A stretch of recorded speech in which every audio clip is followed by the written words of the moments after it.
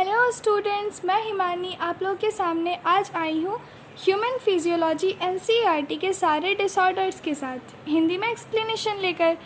पहला है digestion and absorption का disorder of digestive system. Intestinal tract में स्वेलिंग आना सबसे कॉमन बीमारी है जो कि बैक्टीरियल या फिर वायरल इन्फेक्शन की वजह से होती है। ये इन्फेक्शन इंटेस्टाइन में प्रेजेंट बहुत सारे अदर पैरासाइट्स के कारण भी होती है, जैसे कि tapeworm, roundworm, threadworm, hookworm and pinworm. Jaundice, इस बीमारी में लिवर इन्फेक्टेड होता है और इसकी वजह से स्किन और आईज में बाइल पिगमेंटेशन का डिपोजिशन हो जाता है, बाइल पिगमेंट्स का डिपोजिशन हो जाता है और इसकी वजह से आँखें और स्किन पीले पड़ जाते हैं, इसीलिए इसको पीलिया भी कहते हैं। वोमिटिंग, स्टमक कंटेंट का माउथ के थ्रू बाहर निकलना वोमिटिंग कहलाता है। वोमिटिंग का कारण है रिफ्लेक्स एक्शन को मेडुला का वोमिट सेंटर कंट्रोल करता है। मेडुला का वोमिट सेंटर वोमिटिंग को कंट्रोल करता है। इसमें नौजिया होने का एहसास होता है और फिर वोमिटिंग होती है। नौजिया मतलब मिचली।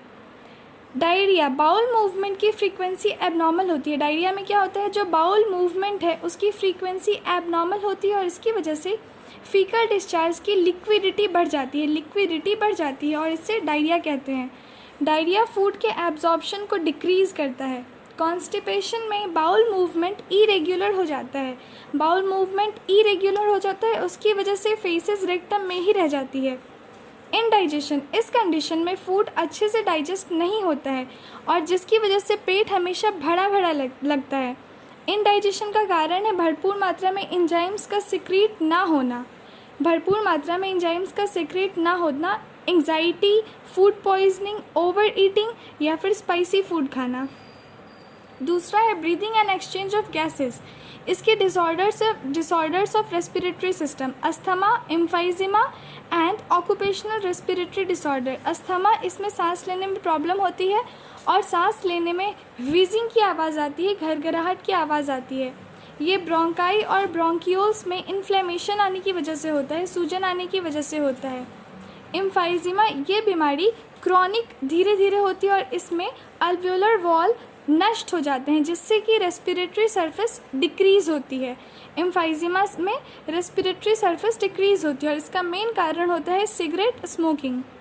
ऑक्यूपेशनल रेस्पिरेटरी डिसऑर्डर, कुछ इंडस्ट्रीज़ जिसमें मेनली ग्रिंडिंग या फिर स्टोन ब्रेकिंग होती है, इसमें इतनी ज़्यादा धूल होती है कि ये हमारे बॉडी के डिफेंस मैकेनिज़्म को पूरी तरह ख़राब कर देती है। इन स्थानों पर काफ़ी लंबे टाइम तक रहने से इन्फ्लेमेशन और फिब्रोसिस, फाइब्रस टिश्यू में तेज़ वृद्धि होती है और इसकी वजह से लंग्स को गंभीर नुकसान पहुंचता है। इन इंडस्ट्रीज़ में काम करने वाले वर्कर्स को प्रोटेक्टिव मास्क हमेशा पहनना चाहिए। हमारा तीसरा चैप्टर है बॉडी फ्लूइड एंड सर्कुलेशन और इसके डिसऑर्डर्स ऑफ सर्कुलेटरी सिस्टम। इसमें है एक है high blood pressure, low blood pressure, coronary artery disease that is CAD, angina pectoris, heart failure, cardiac arrest and heart attack.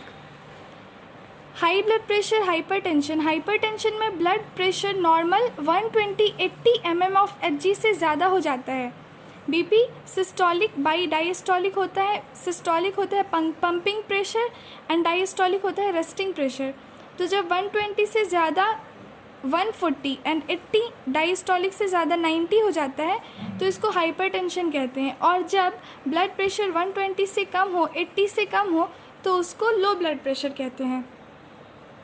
High blood pressure से heart की बीमारी होती है और ये वाइटल ऑर्गन्स जैसे कि ब्रेन, किडनी, इन सबको अफेक्ट करता है।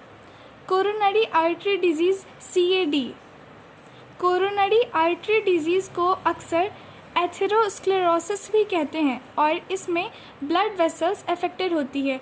एथेरोस्क्लेरोसिस, इसमें ब्लड वेसल्स भी अफेक्टेड होती है जो कि हार्ट की मसल्स को ब्लड सप्लाई करता है। CAD, कोरोनरी आर्टरी डिजीज़ का कारण वेसल्स में कैल्शियम, फैट, कोलेस्टेरॉल या फिर फाइब्रस टिश्यू का डिपोजिशन होता है जिसके कारण से आर्टरीज़ की ल्यूमेन पतली होती जाती है। एक और बीमारी है एंजाइना पेक्टोरिस, जब इनफ मात्रा में हार्ट मसल्स को ऑक्सीजन नहीं मिलती है तो इसकी वजह से अक्यूट तीव्र चेस्ट पेन होता है और इसी को हम लोग एंजाइना पेक्टोरिस कहते हैं। ये किसी भी एज के फीमेल या फिर मेल में हो सकता है लेकिन ये middle age and old age के लोगों में ज़्यादा देखने को मिलता है। ब्लड के फ्लो को इफेक्ट करने वाली कंडीशंस की वजह से होता है एंजाइना पेक्टोरिस। हार्ट फेल्योर, इसमें हार्ट ब्लड को इनफ मात्रा में पंप नहीं कर पाती है, जिससे बॉडी की सारी आवश्यकताएं पूरी नहीं हो पाती है। कभी कभी इसे कंजेस्टिव हार्ट फेल्योर भी कहते हैं। हार्ट फेल्योर को कभी कभी कंजेस्टिव हार्ट फेल्योर भी कहते हैं, क्योंकि कंजेशन ऑफ लंग्स इस बीमारी का मेन लक्षण है। कंजेशन ऑफ लंग्स मेन लक्षण है, इसीलिए हार्ट फेल्योर को कंजेस्टिव हार्ट फेल्योर भी कहते हैं। हार्ट फेल्योर कार्डियक अरेस्ट या फिर हार्ट अटैक की तरह नहीं होता है।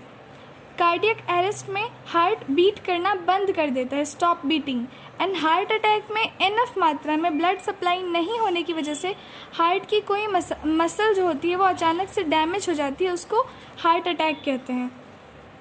अब हमारा अगला चैप्टर है excretory product and there elimination, और इसके डिसऑर्डर्स हैं रेनल कैलकुली एंड ग्लोमेरुलोनेफ्राइटिस।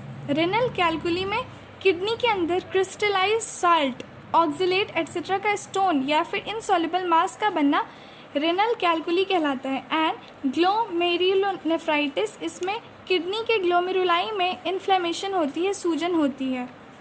इसके बाद वाला चैप्टर है locomotion and movement. Locomotion and movement में भी जिन डिसऑर्डर्स को हम लोग पढ़ेंगे वो है disorders of muscular and skeletal system, myasthenia gravis, muscular dystrophy, tetany, arthritis, osteoporosis and got.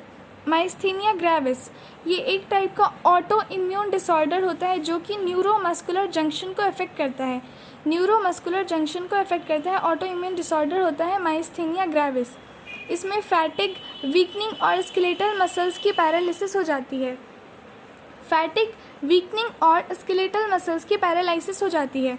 Muscular dystrophy, muscular dystrophy में धीरे धीरे स्केलेटल मसल का डिग्रेडेशन होता है, डीजनरेशन होता है। मस्कुलर डिस्ट्रॉफी में स्केलेटल मसल्स का डीजनरेशन होता है और ये एक जेनेटिक डिसऑर्डर है, जेनेटिक डिसऑर्डर है। टिटैनी, बॉडी फ्लूइड में कैल्शियम 2+ की कमी की वजह से मसल्स में रैपिड स्पैस्म होता है, तीव्र ऐंठन होती है, इसको टिटैनी कहते हैं।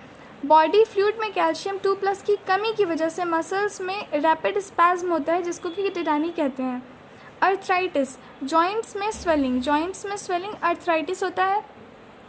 ऑस्टियोपोरोसिस, ये एक एज रिलेटेड डिसऑर्डर है। ऑस्टियोपोरोसिस एक एज रिलेटेड डिसऑर्डर है जिसमें बोन मास घटने से फ्रैक्चर का चांस बढ़ जाता है। बोन मास डिक्रीज होती है, फ्रैक्चर का चांस बढ़ जाता है ऑस्टियोपोरोसिस में, और इसका नॉर्मल कारण है एस्ट्रोजन की कमी। एस्ट्रोजन की कमी ऑस्टियोपोरोसिस का मेन कारण है, एस्ट्रोजन की कमी, एस्ट्रोजन की कमी। गॉट, गॉट होता है जॉइंट्स में यूरिक एसिड के क्रिस्टल्स के जमा होने के कारण जॉइंट्स में सूजन आती है। गॉट होता है यूरिक एसिड के क्रिस्टल्स के जमा होने के कारण जॉइंट्स में सूजन हो जाती है। अगला chapter neural control and coordination. Neural control and coordination, इस चैप्टर में भी कुछ इस चैप्टर में भी कुछ बीमारी है नहीं, एक्चुअली इस चैप्टर में कोई बीमारी नहीं दी है। तो इसके बाद वाला हमारा चैप्टर है chemical coordination and integration. Chemical coordination and integration, और यहाँ पर डिसऑर्डर्स, यहाँ पे डिसऑर्डर्स नहीं है, तो बस सारे डिसऑर्डर्स ख़त्म हो गए। Thank you for listening, all the very very best.